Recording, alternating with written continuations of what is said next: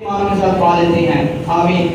किताब मुकद्दस नया है नामा मुकाशफा की किताब जिसको यूहन्ना आलिम का मुकाशफा कहा गया, लेकिन हकीकत में ये खुदावंद यीशु मसीह का है। लफ्ज़ मुकाशफा यूनानी लफ्ज़ एपोलोगिस से निकला, जिसका मतलब है खुला हुआ भेद। ऐसा भेद जिसको हमें कुछ मेहनत करने की जरूरत है, तो हमें हम पर खुदा की जो रोशनी है, खुदा की जो बरकत है, वो ऑटोमेटिकली जाहिर होगी। बहुत सारी कियास किराइयां इस किताब के बारे में की जाती हैं और की जाती रहेंगी कि इस किताब को पढ़ना चाहिए या नहीं। लेकिन अगर आप मुकाशफा की किताब पहला बाब तीसरी आयत पढ़े, वहां पर लिखा हुआ है नबूवत की इस किताब का पढ़ने वाला और इसके सामने वाले वजूहात यूहन्ना एक अब्रानी नाम है जिसका मतलब है गॉड इज ग्रेशियस, यानी कि खुदा मेहरबान है। खुदावंद यीशु मसीह की सलीबी मौत के दरमियान जो खुदावंद यीशु मसीह सलीब पर मौजूद थे और जिस रसूल के सपोर्ट खुदावंद यीशु मसीह ने अपनी वादा माजिदा को किया था, वो यही रसूल था। तो खैर यहाँ पर दूसरे बाब की 11वीं आयत में से एक हवाला पढ़ा गया, कलीसिया को मुखातिब किया गया और उनको मौत के बारे में बताया गया कि तुम पर मौत का दुख आना जरूर है, लेकिन तुम्हें उससे नहीं डरना, क्योंकि जो गालिब आएगा वो इस मौत से बच सकेगा। दो तरह की अमवात है, एक मौत जो इंसान को आती है, जो कि रूहानी एतबार से रूहानी नींद कहलाती है, जिसके बारे में खुदावंद यीशु मसीह ने भी बताया था। दूसरी मौत वो है जहां पर रोना डाला जाएगा, जहां पर रोना दांत का पीसना है। उन लोगों के लिए जो कि शैतान के हुक्मों की पैरवी करते हैं, खिलाफ तो नहीं करते, जहां पर रोना होगा, उनका हिस्सा आग और गदर की वो सजा होगी। तो ये है दूसरी मौत। अब आप गौर करें, यहाँ पर लिखा हुआ 11वीं आयत के रूह कलीसियाओं से क्या फरमाता है। कलीसिया एक है जिसको पुकारा गया, लेकिन आखिर में जब इसका खुलासा बयान किया गया तो लिखा कलीसियाओं से क्या फरमाता है। तो ये माजी की, हाल की, मुस्तकबिल की कलीसियाएं हमारे लिए ये कलाम है, जो फ्रेश कलाम हर वक्त खुदा का हमारे लिए मौजूद है, ताकि हम खुदा के कलाम के मुताबिक चलने वाले बन सके। माजी की, हाल की, मुस्तकबिल की कलीसिया के बारे में खुदावंद परेशान है और वो ये चाहता है कि मेरा जो बदन है वो तरक्की पाए। तो इसीलिए यूहन्ना आलिम ने लिखा कि कलीसियाएं सुने, खुदावंद के लोग सुने। कलीसिया का मतलब है बुलाए हुए लोग, पाक किए हुए लोग, अलग किए हुए लोग, जिनको खुदावंद ने बरगज़ीदा किया, जो उसकी क्या है, दुल्हन है। तो वो सुने और कान खोल कर सुने कि मैं उनके बारे में फिक्रमंदी इख्तियार करता हूँ। आज दोस्तों किसी मुनासिबत इस मौजू पर हम गौर करेंगे, वो है स्मुरना की कलीसिया। बाइबल मुकद्दस की तीसरी और नए नामे की दूसरी कलीसिया ये कहलाती है। दो मुद्दे निकाल हमारे पास होंगे जिनके जरिए से इनको जानेंगे। पहली बात, इस कलीसिया का ताल्लुक क्या है, किस तरह ये वजूद के अंदर आई और खुदावंद ने इनके बारे में क्या सवालात रखी। दूसरी बात, इनकी कारकिर्दगी क्या थी, किस तरह इन्होंने खुदावंद को जाना, क्या इनके सर्कमस्टेंसेस थे, क्या ये वाकई तौर पर खालिस थे या ना खालिस थे, और खुदावंद ने क्या इनके बारे में जो इंतखाबात हैं खराज तहसीन या कहां पर इनको मुलामत करना लाजमी समझा तो इनको किया। तो स्मुरना की जो कलीसिया ये बाइबल मुकद्दस की तीसरी और नए नामा की दूसरी कलीसिया कहलाती है। जब हम इस पर गौर करते हैं, लफ्ज़ स्मुरना जो है ये लफ्ज़ मुंह से निकला है, जिसका मतलब है कड़वाहट, क्योंकि एक कड़वाहट मौजूद थी और जिस इलाके के अंदर ये मौजूद था, इसका शुमाली इलाका, वहां पर ये कलीसिया वजूद के अंदर आई, वहां पर इनका इलाका मौजूद था। खुदावंद के बारे में बड़े ही जबरदस्त तरीके से चाहते थे कि मेरी कलीसिया जो है वजूद के अंदर आए, और जो आर्नियस था उसने इसको वजूद रखा। आर्नियस जो था वो पोलीकार का शागिर्द था, जो पोलीकार था वो यूहन्ना आलिम का शागिर्द था। पोलीकार की मौत के बारे में शहादत हमें मिलती है, और बड़ा एक अहम नुकता है कि जब इसकी मौत का दिन आ चुका था, इसने दो हुक्मों पर बाइबल मुकद्दस की तारीफ की, जो कि हमारे लिए भी जरूरी है, जो कि यूहन्ना आलिम ने इसको दी थी। और वो क्या थी, अव्वल ये तू खुदावंद अपने खुदा से अपने सारे दिल, अपनी सारी जान और अपनी सारी अकल से मोहब्बत रख, और दूसरा ये अपने पड़ोसी से अपनी मानिद मोहब्बत रख। इनसे बड़ा कोई हुक्म नहीं है। जो कोई इन दो हुक्मों पर अमल करता है वो पूरी शरीयत को, पूरी बाइबल की तालीम पर अमल करता है। अब जब इनका अहाता बढ़ गया तो लोग इनकी मुखालफत में उठ खड़े हुए। यहूदियों ने अपने सबक को नापाक किया और उस दिन उन्होंने खासकर इनकी मौत के लिए लकड़ियां इकट्ठी की, कटहरे के अंदर इनको लाया गया, अदालत पर फतवा सादिर किया गया और एक पिलर के साथ इनको बांध दिया गया।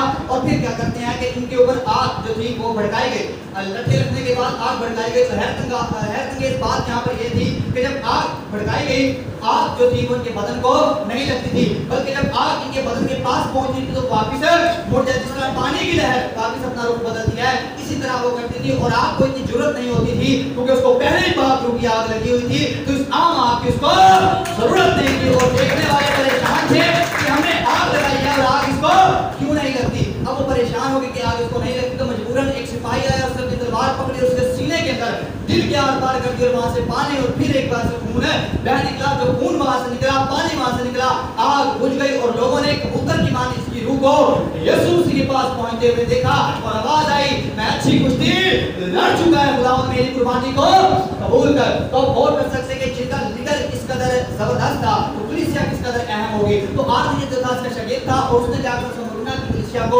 वजूद बख्शा, उनको तालीम दी, इनकी तरबियत की, उनको बताया कि खुदावंद तुमसे मोहब्बत रखता है। लेकिन आर्टियस एक बात से मार खा गया, वो ये थी कि इसका तंजीम की तरफ झुकाव हो चुका था, उस बात को भूल गया था। उसने ये देखा कि 4-5 आदमी एक बात पर मुत्तफिक है, वो बाइबल की इस बात पर मुत्तफिक हो गया कि जहाँ पर 2 या 3 लोग मेरे नाम से जमा हो, मैं वहाँ पर मौजूद हूँ, और जो तुम इतिहास रख के जमीन पर बांधते हो आसमान पर बन जाएगा। तो नकीलियों की जो कलीसिया थी, नकीलों के जो लोग थे, जिसका जिक्र हमने यूसुफ की कलीसिया के बारे में जाना, हमको देखा कि वो कौन से लोग थे। वो एक अंदर घुस आए थे, जो तोड़ मरोड़ किया करते थे, अपनी मर्जी से बातों को बताया करते थे। आप जो कुछ मर्जी करें, सिर्फ आप यूसुफ से जब देखें आप खुदा की बादशाह में दाखिल हो जाएंगे। तो इसका झुकाव उनकी तरफ हो गया, तो शायद खुदा मुझको माफ करे। लेकिन फिर भी बावजूद इन सब के सही तरीके से अपनी कुश्ती को मुकम्मल किया। और दूसरी अहम बात कि जहाँ पर ये कलीसिया वजूद के अंदर आई थी, वहाँ पर सोने की सड़क थी, सोने की नहीं बल्कि इस तरह वो शिफाफ थी, उसको सोने की सड़क कहा गया। साइडों में 2 मंदिर मौजूद थे, एक ज़्यूस देवता का, दूसरा सादिमिन का, और ये ठीक तरीके से अक्कासी करता है मरियम के बुत की, जिसको लोग खुदा की माँ कहते हैं। खुदा की माँ नहीं, वो यीशु की माँ है, खुदा की माँ उसको कहा जाता है। और ठीक तरीके से अगर आप इसको और अच्छे तरीके से अपने ज़हन के अंदर क्लियर करना चाहते हैं, तो मरियम का जो मेला मनाया जाने वाला है कुछ अयाम के बाद, ये उसी की सही तरीके से काफिले लोग इसी तरह उस काम को अंजाम दिया करते थे। आमने सामने 2 बड़े मुखाने थे, उनकी पैरवी की जाती थी, सेंटर में एक सड़क थी, लोग अपनी मन्नतें, अपनी जो तमाम काम थे उनके सामने पेश किया करते थे। लेकिन खुदा ने जहाँ पर इस कलीसिया को वजूद बख्शा, और संपूर्ण जो लफ्ज़ है, ये लफ्ज़ मुर से निकला है, और मुर का मतलब है कड़वाहट। खुदा यीशु के पास कितने मजूसी आए थे? 3। इनाम क्या लाए थे? सोना मोर जूसी कई आए थे, लेकिन सिर्फ इनाम 3 लाए थे, इसलिए 3 का जिक्र हमें यहाँ पर मिलता है। सोना जाहिर करता है कि यीशु मसीह बादशाहों का, सब जवाब दे, खुदावंद यीशु मसीह बादशाहों का, और मुर इसलिए कि आपकी मौत वाक़या अंतिम मुर जो है वो मुर्दे पर लगाया जाए, ताकि उसकी बॉडी से जो स्मेल तवाब उठता है वो काबू किया जा सके। और जुबान जो है ये बखूरी के लिए इस्तेमाल होता था, क्योंकि खुदावंद यीशु मसीह हमारा सरदार काहिन है, उसने हमारे पिताओं को उठाया है। तो दूसरी बात की कारकर्दगी पर गौर करते हैं। आइए देखते हैं प्रकाश वाक्य किताब 2 बाब 8वीं आयत में इसका जिक्र मिलेगा कि खुदावंद ने क्या इनके बारे में फिक्र जाहिर की। 4 बुनियादी बातें जिनके बारे में खुदा फिक्रमंद है, और बताते हैं कि तुम इन बातों को समझ लो, पकड़ लो और हट जाओ। अगर तुम इन बातों को समझ लोगे,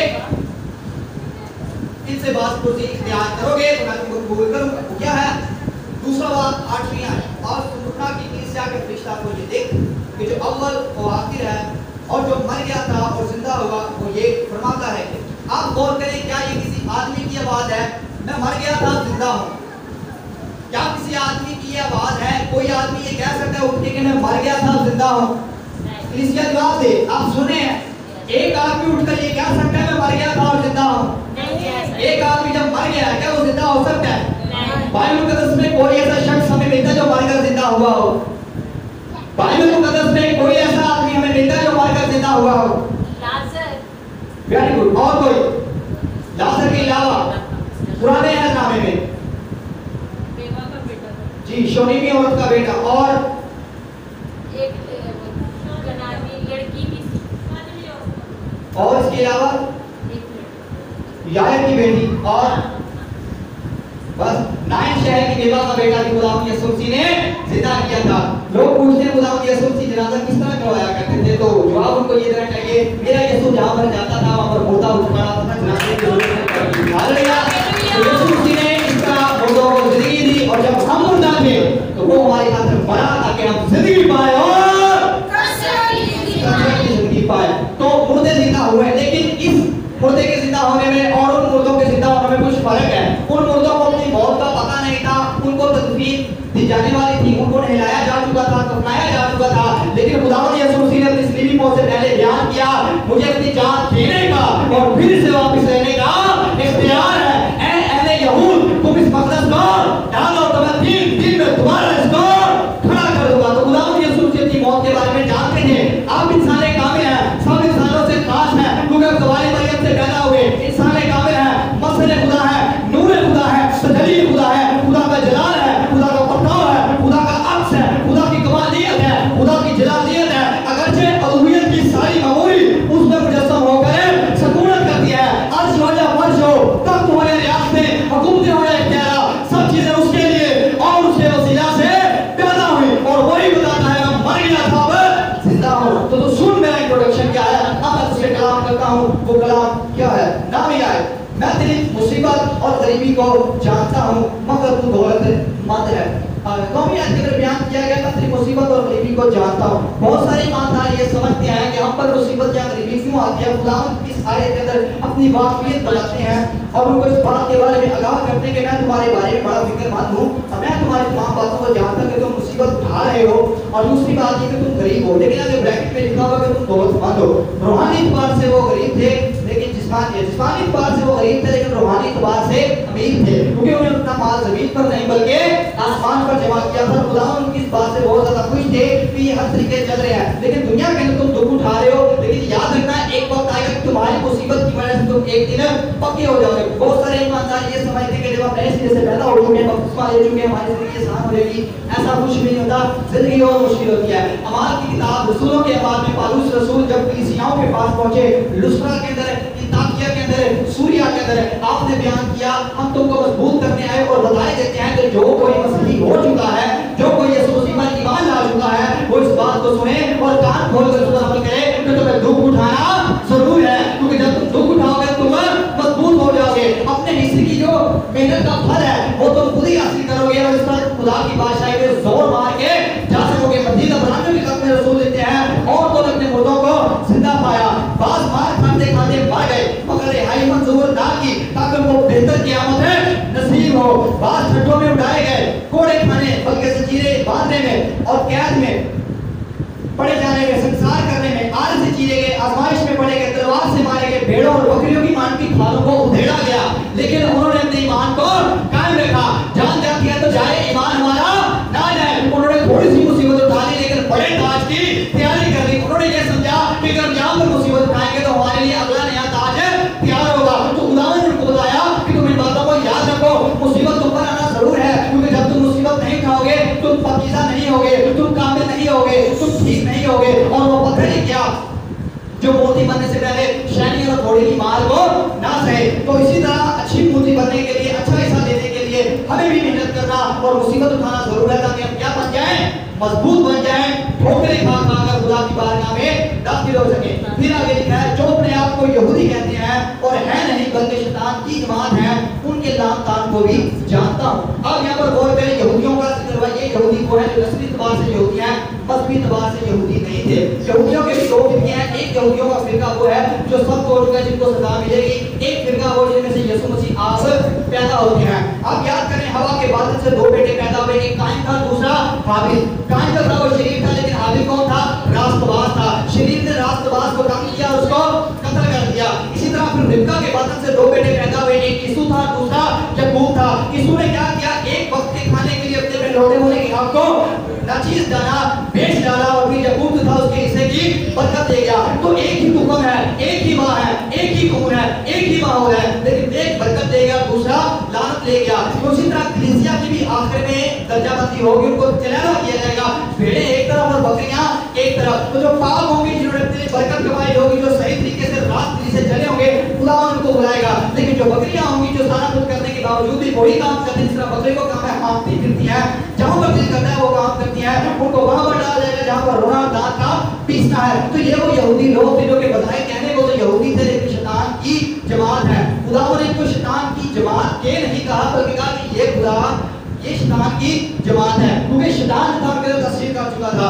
वो खुदा की कलीसियाओं पर लान तान करते थे। और आज बिल्कुल इसी तरह है कि हमें देखे गैर कुरान के अंदर रहते हुए लोगों में बुरा भला कहते हैं, तो हमने अपनी लान तान को क्या करना है, बर्दाश्त करना है। क्योंकि जब हम बर्दाश्त करेंगे, खुदा ने तमाम बातों को जानते हैं, तमाम बर्दाश्त का अजर हमें एक ना एक दिन जरूर दिया जाएगा। फिर 10वीं आयत के अंदर खुदा बयान करते हैं कि तुमको खौफ और दुख से मैं रिहाई बख्शूंगा। जब हम इस आयत के आगे चलते हैं तो यहाँ पर दुख और खौफ का जिक्र हमें मिलेगा। खुदा ने खास तौर पर अपनी कलीसिया को मुखातिब करते हुए बताया कि देखो तुम पर खौफ भी आने वाला है, दुख भी आने वाला है। अगर हम दुख उठाएंगे तो दुख उठा के हम कामिल हो जाएंगे, पकीज़ा हो जाएंगे और खुदावंद की मोहब्बत है, उसकी अलूहियत है, हमारी जिंदगी के अंदर जाहिर होगी। फिर आगे मत्ती की इंजील 24वें बाब में खुदावंद यीशु मसीह ने एक पेशन गोई बयान की।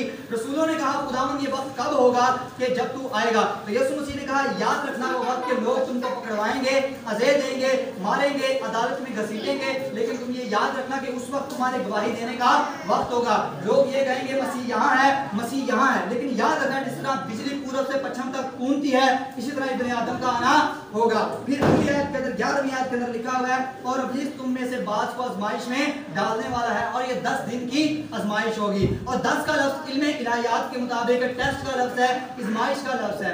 आप याद करें जब उम्मत इस्राइल मुल्क मिस्र के अंदर मौजूद थे तो मिस्रियों पर कितनी आफतें आई थी? 10 आफतें आई थी। और जो अपनी सैलरी में से कितना हिस्सा खुदा को देना है? यौम कपूर का रोजा भी 10 तारीख को आता है।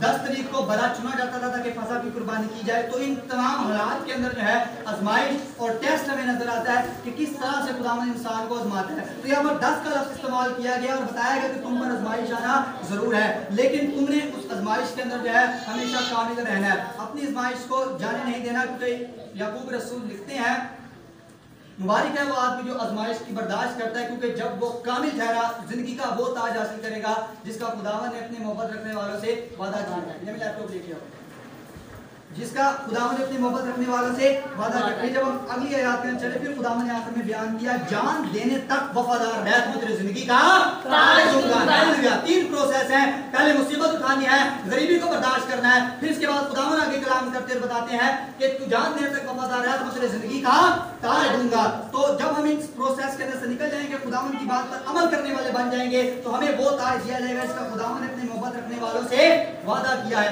अगर ये सब होने के बावजूद भी मुसीबत, तंगी, बादस्ती, दुख, खौफ को हम बर्दाश्त नहीं करते तो याद रखें इंसान मखलूत बन जाता है, दोगला बन जाता है। और दोगला कौन होता है? जो यहाँ का भी नहीं होता और वहां का भी नहीं होता, जो सेंटर में होता है। क्या आप दुनिया के अंदर मखलूत नस्ल की सबसे बड़ी मिसाल जानते हैं कौन है दुनिया में दोगलेपन की?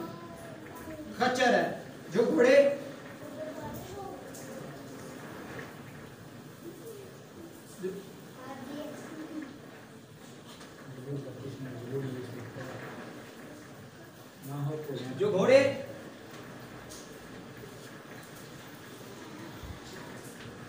जो घोड़ी और गधे के मिलाप से वजूद के अंदर आता है, ये वो जानवर है, इस पर आप एतमाद नहीं कर सकते। इसकी खसलत जो है वो घोड़े की तरह होगी, शक्ल भी गधे की तरह होगी, काम भी वैसे करेगा, लेकिन इसके अंदर एक बड़ी अहम बात है, ये अगर नस्ल नहीं पैदा कर सकता, ये उस अहलियत से ना खालिस होता है, क्योंकि ये ना खालिस होता है क्योंकि ये उनके मिलाप से पैदा होता है, इसलिए इसके अंदर ये तकबीयत मौजूद नहीं होती। और जो आदमी ये काम नहीं करता, ज़बूर 32 के मुताबिक वो घोड़ों और खच्चरों की मानद है। घोड़ा जो जाहिर करता है यहाँ पर एक हकीकी ईमानदार को जो रास्तबाज है, जो खुदावंद के साथ चलता है, लेकिन जो गधा है ये हकीकत के अंदर उन आदमियों की तरफ, उन लोगों की तरफ इशारा जो तौबा नहीं करते, जो नए सिरे से पैदा नहीं होते, जो अपनी जिंदगी को उसी तरह गुजारना पसंद करते हैं जिस तरह उनके लिए जरूरी है। तो जब हम गधे के बारे में पढ़ते हैं, आप देखें कि गधे को जब काम में लाया जाता है तो उसका मालिक है, अगर वो उसको 10 दफा भी एक रास्ता से लेकर गुजरेगा वो भूल जाएगा, उसको जहां पर दिल करेगा वो ठहर जाएगा, फिर वो क्या करेगा? स्टिक लेके आएगा, उसको मारेगा और बताएगा कि इस रास्ते पर है चल। तो ये खसलतन बताया गया कि ये मखलूती जो नस्ल है इस तरह पैदा होती है, तो यही खसलत जो है आदमियों के अंदर मौजूद है। लेकिन खुशखबरी की बात आप सबके लिए, आइए देखिए खरूज की किताब 13वां बाब 13वीं आयत में गधे के बारे में क्या लिखा हुआ है। लिखा है, और गधे के पहले बच्चा की फिदिया में बर्रा देना, और अगर तू उसको फिदिया ना दे तो उसकी गर्दन है तो डालना है। तो गधे की जो खसलत है ये हमारी थी, क्योंकि हम खुदा की राह से नावाकिफ थे, हम बार बार गुनाह करते थे और बार बार कुर्बानियां देनी पड़ती थी। लेकिन जब खुदा का बेटा आया, गधे की खसलत के लिए बर्रा के खून की जरूरत है, तो जब खुदा का बर्रा आया तो उसने हमें पाक किया। घोड़ा जाहिर करता है ईमानदार को और गधा जाहिर करता है गुनहगार को। खच्चर का कफारा नहीं दिया जा सकता क्योंकि वो नस्ल नहीं पैदा कर सकता। खच्चर कलीसिया के अंदर पनाह लेता है, लेकिन गधा खून के अंदर, हमने खून के अंदर पनाह लेनी है। जितने उसे कबूल किया उसको हमने खुदा के पसंद करने का हक बख्शा है। सबको जो उसके नाम पर ईमान लाते हैं वो ना खून से, ना जिस्म की ख्वाहिश से, ना इंसान के इरादा से, बल्कि उससे जो खुदा से पैदा होते हैं वही उसकी बारगाह में दाखिल होंगे। खच्चर जो है वो अच्छी बातें भी करेगा, वही काम करेगा जो घोड़ा और गधा करता है, लेकिन इस पर एतबार नहीं किया जा सकता, ये कभी भी धोखा दे सकता है। तो आज से अपने आप पर गौर कर ले कि मैं हकीकी रास्तबाज घोड़े की मान दूं या मैं गधे जैसी पुरानी खसलत में हूं। अगर आप गधे जैसी पुरानी खसलत में बार बार वो काम होता है तो इसके लिए खुशखबरी है कि बर्रे ने आपका 2021 साल पहले कफारा दे दिया है, और जो कोई उस पर ईमान लाएगा उसके गुनाह माफ हो जाएंगे। लेकिन जो कोई, मैं चर्च भी जा रहा हूँ, मैं हदिये भी दे रहा हूँ, मैं दहियकियाँ भी पेश कर रहा हूँ, तमाम वो काम करूँ जो खुदा के कलाम के मुताबिक है, फिर भी मैं बाबे को भी नहीं छोड़ रहा, सईदे भी कर रहा हूँ, दीवा बत्ती भी नहीं छोड़ रहा, दरबारों में भी जा रहा हूँ, चादरें भी आ रही है, मट्टी भी आ रही है, अगरबत्ती भी आ रही है, मिल रहे थे छापरे पे चोल भी आ रहे हैं, तो पता नहीं क्या क्या लोग चीजें लेकर आ रहे हैं। और हर वो काम करना है जो बताया जा चुका है कि ये करना मना है, फिर करना है, तो फिर याद रखें खच्चर वाली खसलत मौजूद है। और खच्चर कलीसिया के अंदर पनाह लेता है, और जब कलीसिया की आखिर में अलहदगी की जाएगी, अलहदा किया जाएगा, तो बकरियां एक तरफ और भेड़ें एक तरफ। भेड़ों को कहा जाएगा ऐ मेरे बाप के मुबारक लोगों मेरे पास आओ, मगर जो बकरियां बन जाएंगी, जिनका जिधर दिल करेगा जाएंगी, सुनने के बावजूद भी उनको वहां डाला जाएगा जहां रोना और दांत का पीसना है। असले कलाम हम सब के लिए यही आए कि इस बात पर गौर करें। खुदा फी ज़माना अपने लोगों के साथ कलाम करता और अपनी मोहब्बत को जाहिर करता है, वो यही चाहता है कि हमारे लिहाज से उसके साथ रहे। अब ये आपका लिखा हुआ है जो गालिब असले कलाम जो गालिब है उसको दूसरी मौत से नुकसान ना पहुंचेगा, जिसका जिक्र हमें यहाँ पर मिला है। यूबेल नबी की मार्फत खुदावंद का बंदा बयान करता है बेहतर रिश्ते के खुदावंद का रोज़े अजीम है, आफताब तारीख और महताब खून हो जाएगा, और जो कोई खुदावंद का नाम लेगा वही निजात पाएगा। आए हमारी मुखलसी नजदीक है, अब जो वक्त है वो दरवाजे पर खड़ा हुआ है। जैसे ट्रैफिक सिग्नल को आप देखते हैं, 3 तरह के सिग्नल्स की लाइट हमें मिलती है। पहली रेड पे हमने रुक जाना है, येलो पे हमने तैयार होना है, ग्रीन पे हमने चलना है। अब जो लाइट जल रही है वो येलो है, वो ऑरेंज वाली है, किसी भी टाइम ग्रीन हो सकती है और कलीसिया को उठाकर ले जाया जा सकता है। आए अपने आप को तब्दील करें और गौर करें, जो कोई अपने आप को आज तब्दील करता है, अपना आप खुदावंद यीशु मसीह को देता है, नए सिरे से पैदा होके अगर आप उसी जिंदगी को गुजार रहे हैं तो अफसोस की बात है आप खुदावंद यीशु मसीह की कलीसिया का हिस्सा नहीं है। समरूना की कलीसिया के अंदर कड़वाहट मौजूद थी, वो दोगली हो चुकी थी, वो उस बात को भूल गई थी कि हमारा फिदिया किसी ने दिया हुआ है, हमारे पीछे मेहनत करने वाले हैं, हमें किस तरह की तालीम दी गई है, हमने दुख नहीं उठाना, हमने मुसीबत नहीं उठानी, हमने खुश रहना है। और मेरी बरकत है मेरे पास टीवी हो, फ्रिज हो, एसी हो,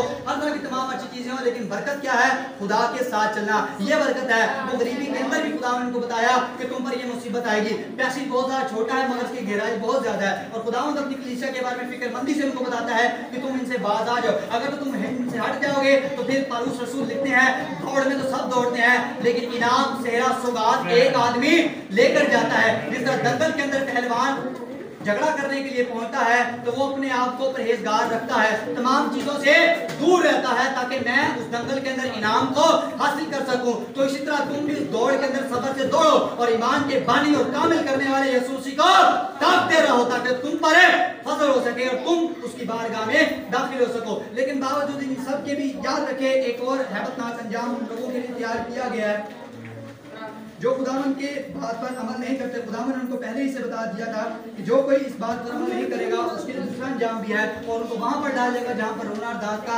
पीसना है। और दूसरी अहम बात यह कि वहां पर तौबा का मौका नहीं मिलेगा, जो कोई वहां पर चला जाता है वहां से वापसी का रास्ता उसके लिए नहीं है। लेकिन खुदावन यीशु मसीह ने हमारे लिए इन तमाम बंधनों को खोल दिया है, तमाम दरवाजों को तोड़ दिया है ताकि हम खुदा की बारगाह इलाही में कदम रखने वाले बन सके। चलिए हम जल्दी से रिकैप करेंगे, हमारा मौजूद क्या था? कलीसिया। कौन सी कलीसिया? समरना की। समरना सब बोले, समरना थोड़ा मुश्किल है लेकिन आपने इसको याद रखना, समरना की कलीसिया।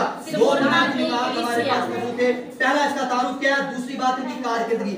तारुफ हमने जाना इनके लीडर का, जो लीडर था किस तरह उसको मौत आई कि सबसे पहले उसको आग के अंदर झोंका गया लेकिन आग की लपटों ने उसको नुकसान ना पहुंचाया। फिर इसके बाद उन्होंने उसके सीने के अंदर तलवार को भोंक दिया, वहां से पानी निकला और पानी की वजह से आग बुझ गई, उनकी जरूरत वो कबूतर की मान उड़ती हुई लोगों ने देखी। फिर खुदा ने उनको वजूद बख्शा, 170 से लेकर 312 तक ये वजूद के अंदर आती है, और इसके नाम का मतलब है कड़वाहट, क्योंकि ये मिलजुल जाते थे, बार बार लोगों की खसलतों को अपनाते थे कि दूसरा क्या कर रहा है। तो जब देखते थे कि ये काम करते हल पे हाथ रख के पीछे रखते थे, बार बार ठोकर खाते थे। दूसरी बात हमने इनकी कारकर्दगी को देखा, 3 बुनियादी पॉइंट्स हमारे पास मौजूद थे। चौथा इनका हासिल था कि इनके ऊपर मुसीबत आएगी, गरीबी आएगी, तंगी आएगी, खौफ नहीं करना, दुख को अपनाना है, और आजमाइश के अंदर 10 दिन की जो आजमाइश है उसको जब निकल जाएंगे तो खुदावन हमारे ऊपर अपनी मोहब्बत को जाहिर करेगा, और उसकी मोहब्बत ये है कि वो हमारे लिए हमें लेने के लिए आएगा और हमें वो असली अता करेगा जिसका उसने वादा किया है। फिर आखिर में हमने एक बड़ी आलमगीर मिसाल को देखा कि किस तरह खच्चर की मिसाल के खच्चर की जो खसलत है वो आज भी मौजूद है कि सारा कुछ करने के बाद भी किए किराए पर पानी फेर दिया जाता है, लेकिन जो गधा है बेशक वो नादान है, बेवकूफ है, गुनहगार है, वो अगर वो खून के अंदर पनाह लेता है तो उसका फिदिया दिया जा सकता है। तो इस बात पर गौर करें, हासिल कलाम हम सब के लिए ये, जो कोई उस पर ईमान लाएगा, जो कोई उसकी बर्दाश्त करेगा, वफादार रहेगा, उस पर सजा का हुक्म नहीं होगा, उसको दूसरी मौत से नुकसान है नहीं पहुंचेगा। सो रब्बुल आलमीन मुझ समेत आप सब पर बारी फजल करे कि आज के पैगाम को सुनने समझने के साथ हम सब लोग इस पर अमल करें। खुदावंद यीशु मसीह के नाम में आमीन या रब्बुल आलमीन। खुदावंद मुबारक हो।